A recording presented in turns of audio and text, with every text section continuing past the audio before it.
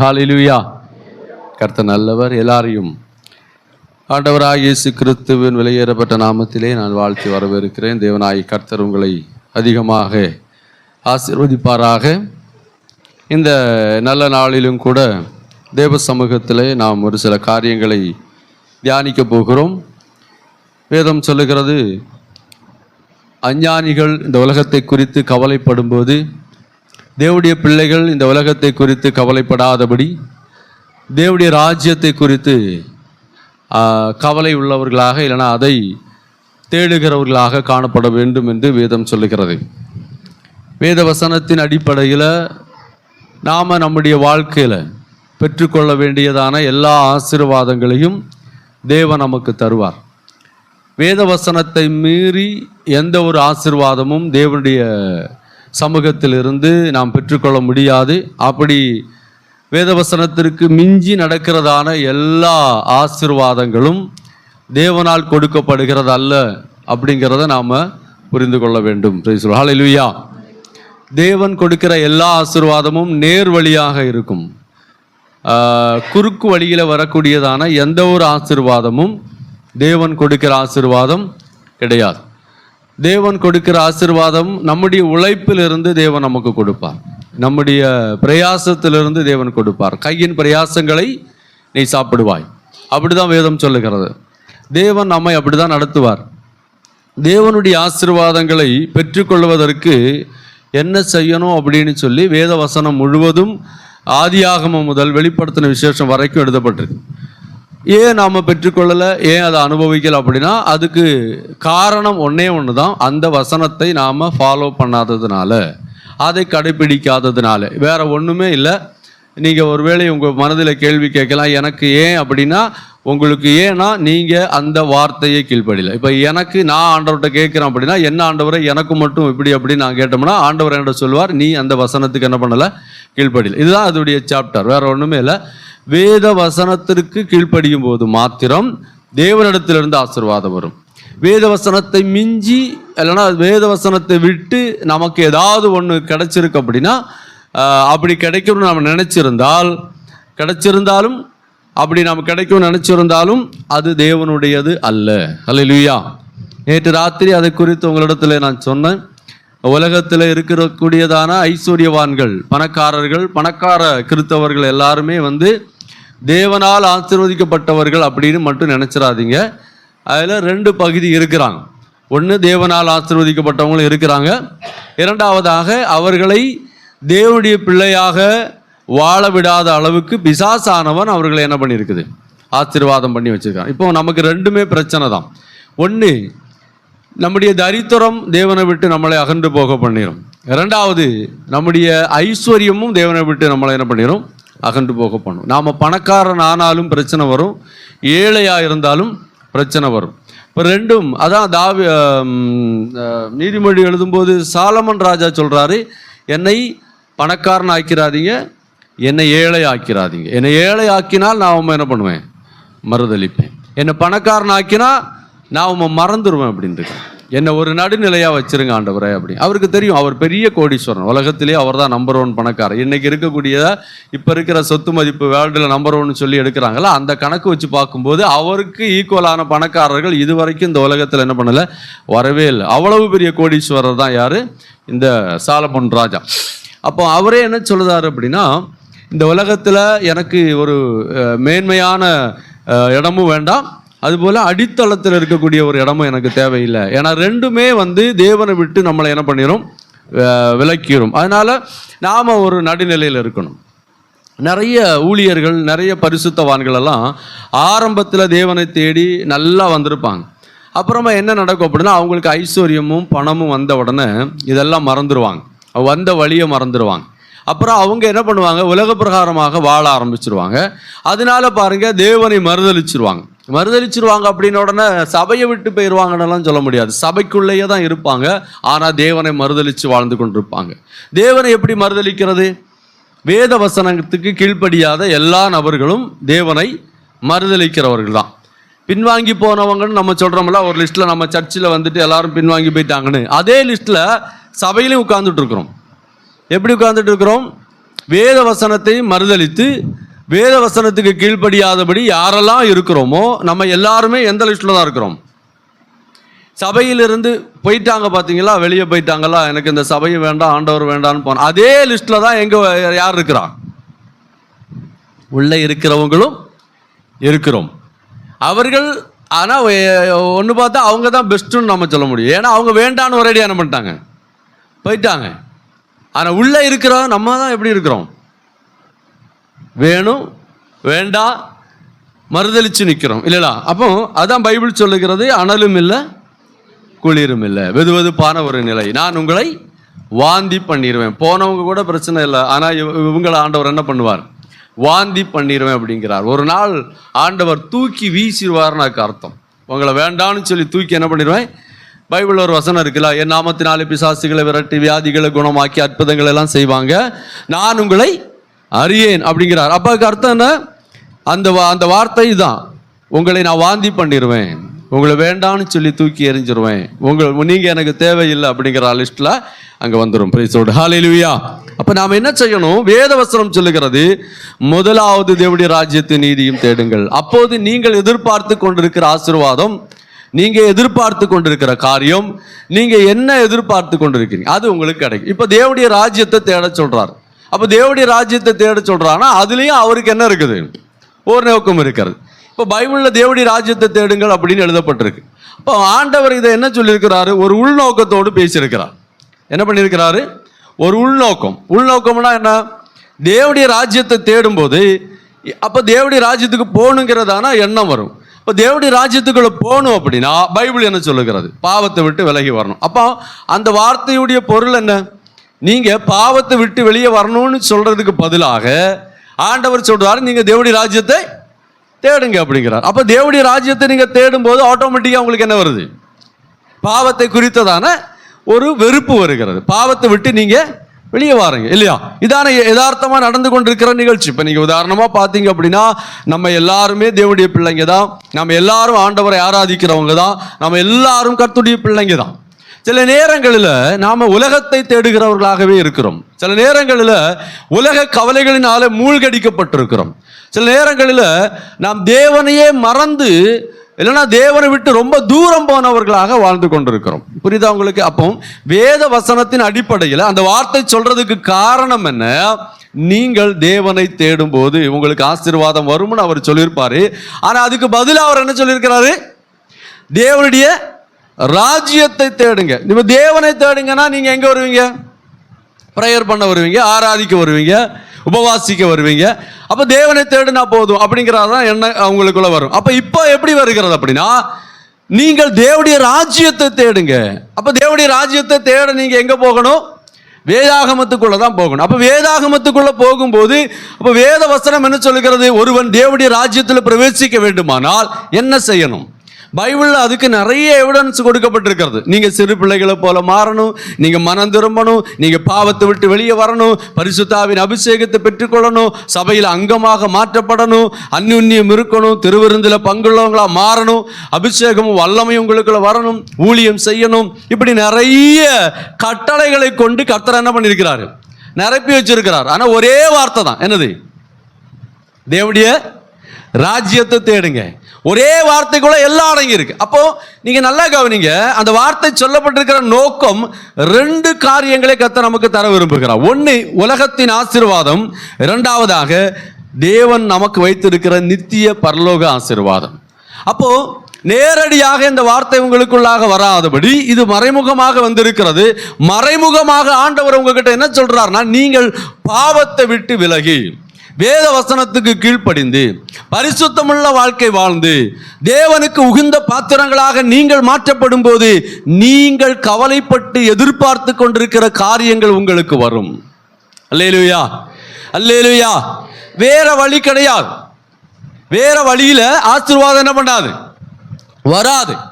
உங்களுக்கும் எனக்கும் தேவன் ஆசீர்வாதத்தை தரணும் அப்படின்னு நீங்க நான் விரும்பினால் நமக்கு ஒரே வழி வேத வசனம். வேத வசனத்துக்கு கீழ்ப்படியும் போது தேவனுடைய ஆசீர்வாதம் வரும். இப்ப நீங்க கேட்கலாம், அப்ப வேத வசனத்துக்கு கீழ்ப்படியாதவர்களுக்கு ஆசீர்வாதம் வந்திருக்கிறது. நான் அது ஆல்ரெடி உங்கள்கிட்ட சொல்லிட்டேன்.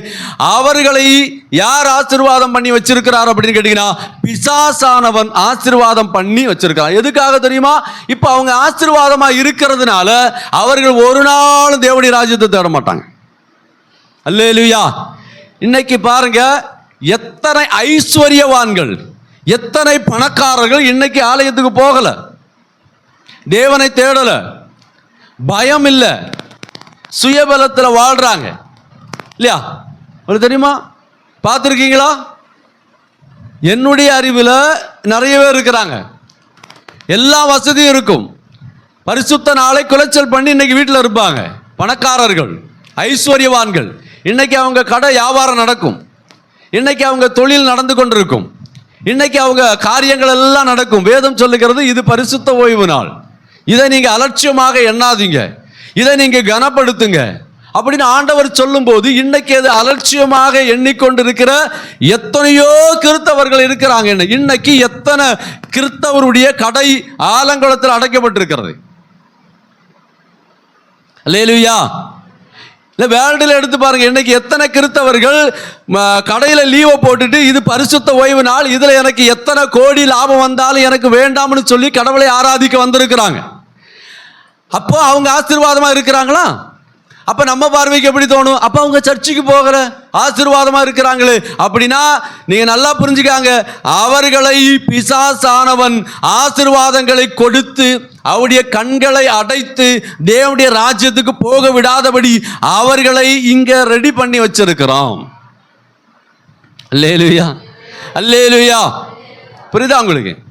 இப்போ ஐஸ்வர்யம் வந்தாலும் பிரச்சனை தான், தரித்திரம் வந்தாலும் பிரச்சனை தான். நீங்களும் நானும் என்ன செஞ்சாலும் கடவுளை மறுதளிப்போம், அது ஆண்டவருக்கு நல்லா தெரியும். அல்லேலூயா. நீங்க உங்களை பணக்காரன் ஆக்கினாலும் நீங்க கடவுளை மறப்பீங்க, நீங்க ஏழையா இருந்தாலும் கடவுளை மறப்பீங்க.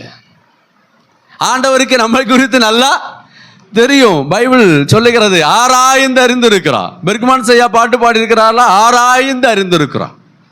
எல்லாம் தெரியும். நீங்க நாளைக்கு என்ன பண்ண போறீங்கன்னு தெரியும். இன்னைக்கு உங்களை ஆசீர்வதிச்சா நாளைக்கு நீங்க ஆண்டவரே வேண்டான்னு போவீங்கன்னு தெரியும். அல்லேலூயா. அவர் ஒரு மனிதன் அல்ல, அவரை ஏமாற்ற போக முடியாது. அப்போ நீங்களும் நானும் எப்படிப்பட்ட நினைவுள்ளவர்களாக இன்னைக்கு இருக்கிறோங்கிறது மாத்திரமல்ல, இனி உள்ள நாளெல்லாம் எப்படிப்பட்ட நினைவுள்ளவர்களாக இருப்போம் அப்படிங்கிறது யாருக்கு தெரியும்? ஆண்டவருக்கு தெரியும். அப்போ ரொம்ப கேர்ஃபுல்லாக அந்த வாழ்க்கையை நாம் வாழணும். தேவனுடைய ராஜ்யத்தையும் அவருடைய நீதியும் தேடுங்கள், அப்பொழுது இவைகளெல்லாம் உங்களுக்கு என்ன பண்ணும்? கூட கொடுக்கப்படும். அல்லேலூயா, அல்லேலூயா. சங்கீதம் 23 என்ன சொல்லுகிறது? நன்மையும் கிருபையும் உங்களை பின்தொடர்ந்து வரும், ஆண்டவர் உங்களை ஆசீர்வதிப்பார். உபாகமம் 28 சொல்லுகிறது, உங்களுக்கு ஆசீர்வாதம் வீட்டில இருந்து ஆரம்பமாகுது. நீங்க போகையிலும் வருகையிலும் உங்க வீடு, உங்க களஞ்சியங்கள், உங்க ஆடு மாடுகள், உங்க வாழ்க்கையில நீங்க கையிட்டு செய்கிற வேலைகள், உங்களுடைய மாவு பாத்திரம், உங்க எண்ணெய் பாத்திரம் எல்லாம் ஆசீர்வதிக்கப்படும் நீங்கள் கர்த்தருக்கு கீழ்ப்படியும் போது. அல்லேலூயா. வேத வசனத்துக்கு செவி கொடுக்கும் போது, வேத வசனத்தின்படி வாழும் போது, வேத வசனத்துக்கு நடுங்கும் போது, வேத வசனத்தையே தன்னுடைய வாழ்க்கையின் ஆதாரமாக அடிச்சுவடாக வைத்து யாரெல்லாம் வாழ்கிறார்களோ அவர்களை தேவன் என்ன பண்ணுவார்? ஆசீர்வதிப்பார். அல்லேலூயா. அது மெய்யான ஆசீர்வாதம், அது வியர்வை சிந்தி வருகிற ஆசீர்வாதமாக தான் இருக்கும். நீங்க உழைச்சி வருகிற ஆசீர்வாதமாக தான் இருக்கும். மேஜிக் எல்லாம் கிடையவே கிடையாது. உங்களுக்கு ஆசீர்வாதத்தின் வழிகளை மட்டும்தான் திறப்பார், மேஜிக் நடக்கவே நடக்காது. தேவன் உங்களை ஆசீர்வதிப்பார். அல்லேலூயா. உங்களுடைய அனைத்து காரியங்களிலும் அவர் உங்களுக்கு ஏதாவது ஒரு வழியில உதவி பண்ணுவார். அல்லேலூயா. இப்ப எங்களுக்கு உதவி பண்ணுகிறார், அது வேற. இப்ப நாங்க ஊழியர்கள், வேதவசனம் சொல்லுகிறது ஊழியர்களுக்கு எங்க இருந்து சாப்பாடு வரும்? யார் சாப்பாடு போடுவா? என்ன சொல்லுங்க, எங்க இருந்து யார் சாப்பாடு கொடுப்பா? ஒன்றும் பேச மாட்டேங்கிறீங்க. யார் தருவா? பரலோகத்திலிருந்து டெய்லி காலையில் அக்கௌண்ட்ல ஆண்டவர் போட்டு விடுவாரா? இல்லை, நீங்க தான், உங்க மூலமா தான் வரும். அல்லேலூயா. என்னுடைய தேவைகள், எங்க குடும்ப தேவைகள், நாங்க ஊழியத்துக்கு வந்திருக்கிறதுனால எங்களுக்கு கர்த்தர் என்ன பண்ணுவார்? உங்ககிட்ட இருந்து ஏதாவது ஒரு வழியில் ஆண்டவர் ஆசீர்வாதத்தை கொண்டு தருவார். அல்லேலூயா. நீங்க தரலனா ஏதாவது ஒரு வழியை திறப்பார். யாராவது ஒரு நபரை அனுப்புவார். ஒரு காக்கா வரும். அல்லேலூயா. வெள்ளை காக்கா வரும், கருத்த காக்கா வரும், இருநிறமுள்ள காக்கா வரும், ஒல்லியான காக்கா வரும், குண்டான காக்கா, ஏதோ ஒரு காக்கா, அது வேற. ஆனா நீங்க கண்டிப்பா வேலைக்கு போகணும், நீங்க கண்டிப்பா உழைக்கணும்.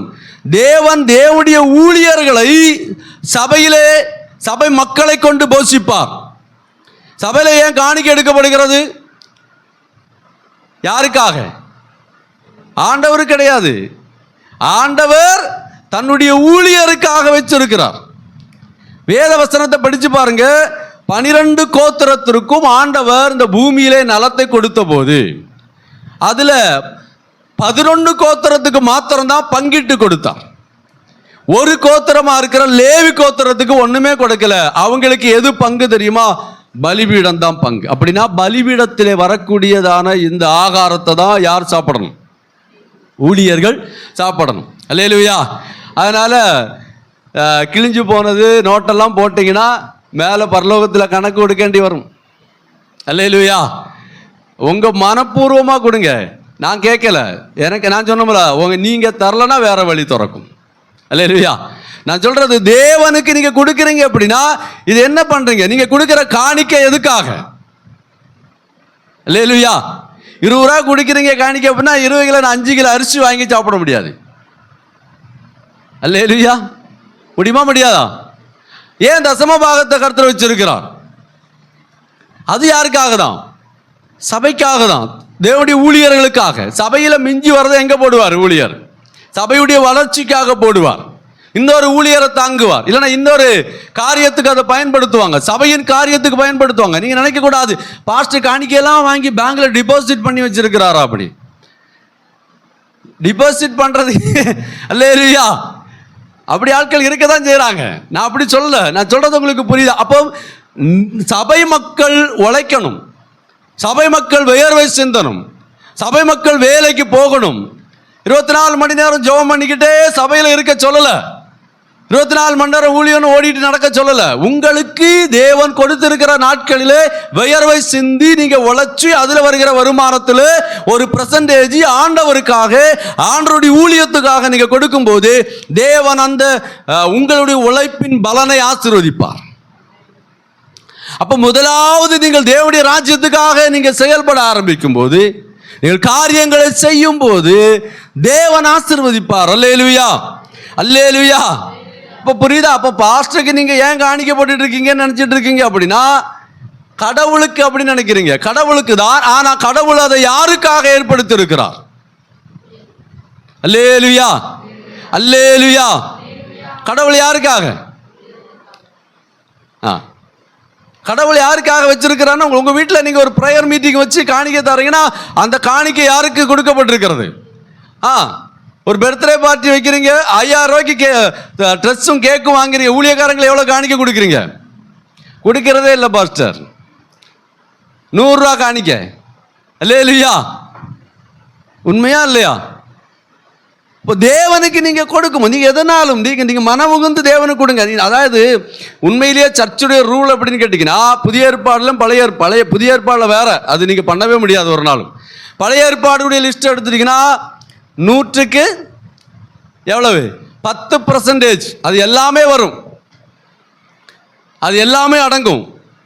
நீங்க ஒரு சில சபைகள், பழைய சபையை பார்த்தா தெரியும், இப்போ உள்ள சபையில் இருக்கான்னு எனக்கு தெரியல, பழைய சபை. ஆனால் இப்பவும் கேரளாவில் மேக்சிமம் சபையில் இருக்கிறது என்ன வரும்னா, அரிசி வரும், பருப்பு வரும், அவங்க வீட்டில் விளையிற காய்கறிகள் வரும், அவங்க பொருட்கள் எல்லாம் எங்கே வந்து இருக்குன்னா இங்கே வந்து நிற்கும். பலிபீடத்து முன்னாடி காணிக்கை வைக்கும் போது கொண்டு வச்சிருப்பாங்க. நான் அடிக்கடி நானும் சிவம் பாஸ்டர் சொல்லுவேன், கேரளாவில் 5 குடும்பம் இருந்தால் போதும் பாஸ்டர், ஒரு ஊழியர் சூப்பராக வாழ முடியும். 5 குடும்பம், வேற ஒன்றும் வேண்டாம், வெறும் 10 பேர் இருந்தால் போதும். கேரளாவில் 5 குடும்பம் இருந்தால் போதும், சபை நல்லா அவங்கள திருப்தியாக அவங்க என்ன பண்ணுவாங்க, நடத்துவாங்க. அதான் கேரளாவில் இருக்கக்கூடியது ஒரு பிரத்யேகம். அதனால தான் தேவன் அவங்களை என்ன பண்ணுறாரு, ஆசீர்வதிக்கிறார். உண்மையிலேயே சிஎஸ்ஐ மக்களை தேவனை ஏன் ஆசீர்வதிக்காங்க தெரியுமா? மனம் உகுந்து கொடுப்பாங்க. இந்த பெந்தகோஸ்தக்காரங்க மட்டும்தான் என்ன கிடையாது, அவங்க ஆவிக்குரியவர்கள். கடவுள் பார்த்து கொள்வார் பாஸ்டர். எங்க பார்ப்பாரு? உங்களை பார்ப்பாரு ஆண்டவர். அல்லேலூயா. இல்லையா பாஸ்டர்? ஒன்றும் கவலைப்படாதீங்க, கர்த்தர் பார்த்துக்கிடுவார். அதான் யாக்கோபு புஸ்தகத்தில் எழுதியிருக்கலா, ஒருத்தனை போய் பார்த்துட்டு பசியா இருக்கிறவனை பார்த்து ஜெபம் பண்ணுங்க பிரதர், கர்த்தர் பார்த்து கொள்வார் உங்களை. அப்படின்னா அவருக்கு ஆகாரத்தை கொடுக்காம வஸ்திரத்தை கொடுக்காம கடவுள் பார்த்து கொள்வார் அப்படின்னு சொல்ல முடியுமா? ஒருத்தன் பிச்சை எடுத்துட்டு இருக்கிறான், போய் ஜெபம் பண்ணி கடவுள் பார்த்து கொள்வார் பிரதர் அப்படின்னு சொல்ல முடியாது. அவனுக்கு பிச்சையை போட்டுட்டு ஜெபம் பண்ணுங்க. இல்லைன்னா ஒருத்தன் ஆகாரம் இல்லாமல் இருக்கும்போது ஆகாரத்தை கொடுத்தாதான் ஓகே. அல்லாம கடவுள் பார்த்து கொள்வார் அப்படி சொல்லவே கூடாதுன்னு பைபிள் சொல்லுது, நான் சொல்ல. யாக்கோபின் நிருபத்தில் எழுதப்பட்டிருக்கிறது. ஒருவன் ஆகாரம் இல்லாமல் வரும்போது, ஒருவன் வஸ்திரம் இல்லாமல் வரும்போது, உங்ககிட்ட வரும்போது நான் ஜெபம் பண்ணி கர்த்தர் உங்களை ஆசீர்வதிப்பார் அப்படின்னு சொன்னால் அது எந்த பிரதிபலனும் இல்லை. கடவுள் உங்களை என்ன ஏற்படுத்தியிருக்கிறது என்னன்னா அந்த இடத்துல. சரி, நான் அந்த சாப்டர்ல அங்கே விட்டுட்டேன், முகவரை. நான் சொல்ல வந்த காரியம் வேற. நம்முடைய தேவனுடைய வருகையானது ரொம்ப சமீபமாக இருக்கிறது. எத்தனை பேர் போவீங்கன்னு என்னால் கணிக்க முடியலை. நீங்கள் போவீங்களான்னு உங்களுக்கு தெரியுதா? அல்லேலூயா. எத்தனை பேர் போவீங்க? பைசலோ. என்னுடைய கணிப்பு ரொம்ப வேற மாதிரி இருக்குது. அல்லேலூயா. தேவனுடைய ராஜ்யம் யாருக்கு கொடுக்கப்படும் அப்படின்னா, தேவனுக்காக இந்த பூமியிலே வாழ்கிற நபருக்கு மாத்திரம்தான் கொடுக்கப்படும். உலகத்திற்காக, உலக இன்பங்களுக்காக, உலக இச்சைகளுக்காக, உலக கவலைகளுக்காக வாழ்ந்து கொண்டிருக்கிற ஒரு நபரும் தேவனுடைய ராஜ்யத்தை என்ன பண்ண முடியாது, அடைய முடியாது. நேற்று கூட அதை பற்றி நான் பேசினேன், உங்களுக்கு ஞாபகம் இருக்கும்னு நினைக்கிறேன். தேவனுடைய ராஜ்யத்துக்குள்ள பிரவேசிக்கணும் அப்படின்னா அவர்கள் இந்த உலகத்தை இழக்க வேண்டியதாகவே இருக்கும். ஒருவன் என்னை பின்பற்றினால் என்ன பண்ணணுமா? அவனவன் தன் தன் சிலுவை எடுத்து பின்பற்ற கடவான். அதனால தான் நிறைய வீடுகளில் என்ன போட்டிருக்கோம்? கிராஸ் வச்சிருக்கிறோம். நிறைய சர்ச்சில் என்ன வச்சிருக்கிறோம்? சிலுவை வச்சிருக்கிறோம். நிறைய கிறிஸ்தவர்கள் என்னத்தை போட்டிருக்கிறாங்க? சிலுவையை கழுத்தில் போட்டிருக்கிறாங்க. அப்போ அவங்க எல்லாம் யாரை பின்பற்றுறாங்க? அவனவன் தன் தன் சிலுவை எடுத்து என்ன பண்ணிட்டு இருக்கிறாங்க? என்ன சரியா தப்பா? ஹலோ, உங்க வீட்டில் கேட்ல என்ன வச்சிருக்கீங்க? சிலுவை வச்சிருக்கிறீங்க. அப்ப நீங்க அங்க யாரு? கிறிஸ்தவர்கள். நீங்க சிலுவையை சுமக்கிறீர்கள். அல்லேலூயா. அப்படிதானே? உங்க கதவுல என்ன போட்டிருக்கு? சிலுவை போட்டிருக்கு. உங்க வீட்டில் என்ன தொங்கிக்கிட்டு இருக்கு?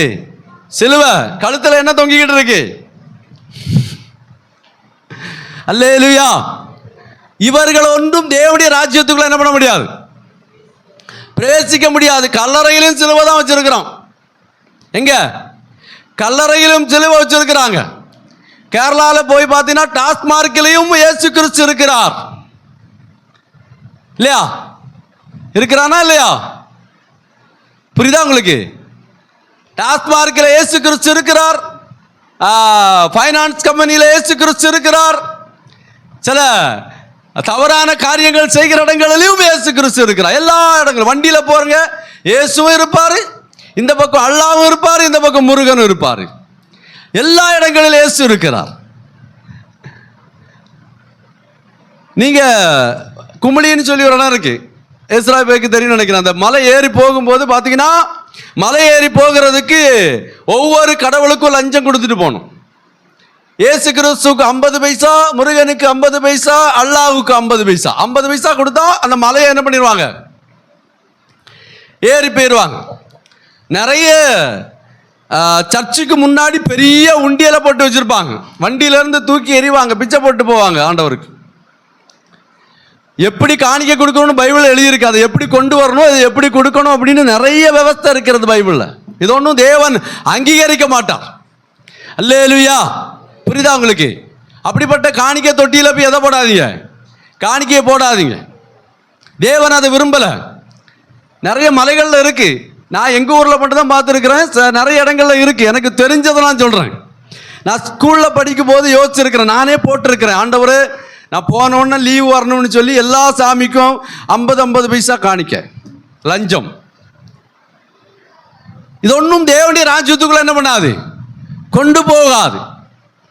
உங்க வீட்டில் சிலுவை வச்சாலும் போக மாட்டீங்க, சிலுவையை தாலியா போட்டிருந்தாலும் போக மாட்டீங்க, சிலுவையை ஒருவேளை உங்க வீட்டில் பெரிய போட்டோவில் வரைஞ்சி வச்சாலும் போக மாட்டீங்க. வேத வசனத்துக்கு கீழ்ப்படுகிறவர்கள் மாத்திரம்தான் போக முடியும். வேதம் சொல்லுகிறது அவன் தன் சிலுவையிலே, அப்படின்னா பாடுகளை சுமந்து வரணும்.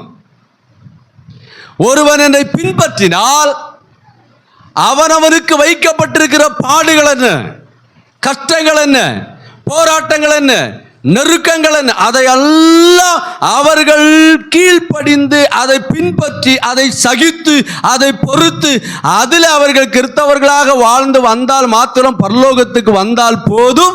இல்லைன்னா யாரும் எங்க வரண்டாம், மேல வரண்டாம். ஹல்லேலூயா, சோத்திரம். சொல்றது புரியுதா உங்களுக்கு? தேவனுடைய ராஜ்யத்துக்குள்ள இவங்க மாத்திரம் தான் போவாங்க. இடுக்கமான வாசலிலே பிரவேசிக்கிறவர்கள் மாத்திரம்தான் போக முடியும். டோட்டலா சொல்ல போனா நான் சொல்றேன், பாடுபடுகிறவர்களும் கஷ்டப்படுகிறவர்களும் துக்கப்படுகிறவர்களும் நொறுக்கப்படுகிறவர்களும் நெருக்கப்படுகிறவர்களும் வியாகுலப்படுகிறவர்களும் கிறிஸ்தவ நிமித்தம் துன்பப்படுகிறவர்கள் மாத்திரம்தான் போக முடியுமே தவிர விசாலமாக சுகபோகமாக வாழ்ந்து கொண்டிருக்கிற ஒரு நபரும் தேவனுடைய ராஜ்யத்துக்குள்ள என்ன பண்ண முடியாது, போக முடியாது. அல்லேலூயா. வேத வசனத்தின் அடிப்படையில் சொல்லுகிறது, ஒருவன் துக்கப்படுகிறவனாக இருந்தால், பாடுபடுகிறவனாக இருந்தால், கஷ்டப்படுகிறவனாக இருந்தால், வியாகுலப்படுகிறவனாக இருந்தால், அவன் நெருக்கத்தின் வழியிலே பிரவேசித்து பரிசுத்தமாய் வாழ்ந்தால் அவன் தேவனுடைய ராஜ்யத்துக்குள்ள போக முடியும். வேறொன்று எழுதப்பட்டிருக்கிறது, சோதிக்கப்படும் போது தேவனால் சோதிக்கப்படுகிறேன் என்று யாரும் சொல்லாதீங்க. அவனவன் தன் இச்சையினாலே சிக்குண்டு சோதிக்கப்படுகிறார்கள், யாக்கோபில் எழுதப்பட்டிருக்கிறது. அதனால எல்லா சோதனையும் பொருந்தாது. இப்ப நான் பாவம் செய்து அது நிமித்தம் வருகிற கஷ்டங்கள் அனுபவிக்கும் போது நான் கடவுளுக்காக கஷ்டப்படுறேன்னு என்ன பண்ணக்கூடாது, சொல்லக்கூடாது. நீதியாய் வாழ்ந்து உண்மையாய் வாழ்ந்து பரிசுத்தமாய் வாழ்ந்து எந்த விதத்திலும் கரைதிரை இல்லாமல் வாழும் போது நீங்கள் படுகிற பாடுகளும் கஷ்டங்களும் நெருக்கங்களும் அது உங்களை தேவனுடைய ராஜ்யத்துக்குள்ள கொண்டு போகும். நான் சொல்றது வழங்கும் நினைக்கிறேன். நேர்மையாக வாழும்போது வருகிற கஷ்டம், உண்மையாக வாழும்போது வருகிற கஷ்டம், கடவுளை பின்பற்றி வந்ததினால நீங்க படுகிற பாடுகள், அதனாலே இழந்ததான இழப்புகள், இது அனைத்தும் உங்களுக்கு ஆசீர்வாதமாக மாறும். இது அனைத்தும் உங்களை தேவனுடைய ராஜ்யத்துக்குள்ள கொண்டு போகும். இடுக்கமான வாசல்னா என்ன? நெருக்கத்தில் வாழ்றவங்க, கஷ்டப்பட்டு வாழ்றவங்க. விசாலமா வாழணும் அப்படின்னு நினைச்சீங்கன்னா உங்களுக்கு எது இல்லை, எது இல்லை? பாஸ்டர் எனக்கு ஒரு கவலையும் வரக்கூடாது, நான் கடவுளை தேடினா எனக்கு எல்லாம் நடக்கணும் அப்படின்னா தயவு செய்து சர்ச்சுக்கு வராதீங்க. சர்ச்சுக்கு வரண்டா. நான் சொல்றேன், நீங்க சர்ச்சுக்கு வந்தீங்கன்னா உங்களுக்கு என்ன வரும்? 100% உங்களுக்கு கஷ்டங்கள் வரும், பிரச்சனை வரும், போராட்டம் வரும், நெருக்கம் வரும், வியாகுலம் வரும், பிரச்சனை வரும். இதெல்லாம் நீங்க சந்தித்தே ஆகணும். இல்லை யாராவது அதை பற்றி இல்லை பாஸ்டர்னு போதிக்கிற போதகர்கள் இருந்தார்களோ அந்த போதகருடைய சொல்ல நீங்கள் கேட்டீங்கன்னா இங்கே பின்பற்றி போங்க. இல்லைனா அவர்கள் சொல்றதை கேட்காதீங்க. உலகில் உங்களுக்கு உபத்திரவம் உண்டு. அல்லேலூயா, அல்லேலூயா. சொல்றது புரியுதா? இப்போ ஆண்டவர் சொல்றாரு, எண்ணத்தை உண்போ எண்ணத்தை உடுப்போன்னு சொல்லி கவலைப்படாதீங்க. அஞ்ஞானிகள் கவலைப்பட்டு கொண்டிருக்கிறார். ஆனா நீங்க அப்படி எல்லாம் கவலைப்படாதீங்க. பரலோகத்தில் இருக்கிற பிதா நான் எல்லாம் அறிந்திருக்கிறேன், நான் உங்களுக்கு செய்வேன் ஆண்டவர் சொல்றாருன்னு அர்த்தம் என்ன அப்படின்னா, நீங்கள் தேவனுடைய ராஜ்யத்தை தேடும் போது உங்களை தேவன் அப்படி நடத்துவார். அல்லேலூயா. வழியே இருக்காது, வழி திறக்கும். நடக்காதுன்னு நினைச்சிட்டு இருக்கிற இடத்துல ஏதாவது ஒரு வழியில நடக்கும். நீங்க விசுவாசம் உள்ளவர்களாக தேவ சமூகத்தில் இருக்கும்போது எல்லாம் பிக்சடா இருக்காது. அதாவது எல்லாம் உங்களுக்கு சரியாக அங்கங்க வைக்கப்பட்டிருக்காது. நீங்க பிரயாணம் பண்ணும்போது உங்களுக்கு சரியாக நடக்க வேண்டியது நடக்கும். அல்லேலூயா. சொல்லது புரியுதா? நான் சொன்னது விளங்குதா உங்களுக்கு? தேவன் உங்களை நடத்துவார். உங்களை உங்களுடைய காரியங்களில் தேவன் நடத்துவார். நீ உங்களுக்கு தேவன் ஒரு ஃபிக்ஸ்டு அமௌண்ட்டை கொடுத்து இல்லைனா ஒரு காரியத்தை கொடுத்து எந்த குறைவு இல்லாமல் அப்பப்போ அப்படியே கொண்டு போக மாட்டார். அல்லேலூயா. நீங்க பிரச்சனைக்குள்ள போவீங்க, நீங்க போய் அங்க பிரச்சனைக்குள்ள நிற்கும் போது ஆண்டவர் உதவி செய்ய வருவார். அல்லேலூயா. நீங்க நெருக்கப்படுவீங்க, நெருக்கப்பட்டு நிற்கும் போது நீங்கள் விசுவாசத்தோடு இருக்கும்போது உங்களுக்கு உதவி செய்ய ஆண்டவர் வருவார். பரிசுத்தவான்கள் எல்லோரும் அப்படிதான் இருந்தாங்க. ஒரு பரிசுத்தவான் கூட நான் கஷ்டமே படலன்னு பிரசங்கம் பண்ணல. பண்ணியிருக்கிறாங்களா? அப்படி யாராவது இருக்கிறாங்களா? ஏன் இயேசு கிறிஸ்து எங்கேயாவது நான் கஷ்டமே படலன்னு பிரசங்கம் பண்ணாரா?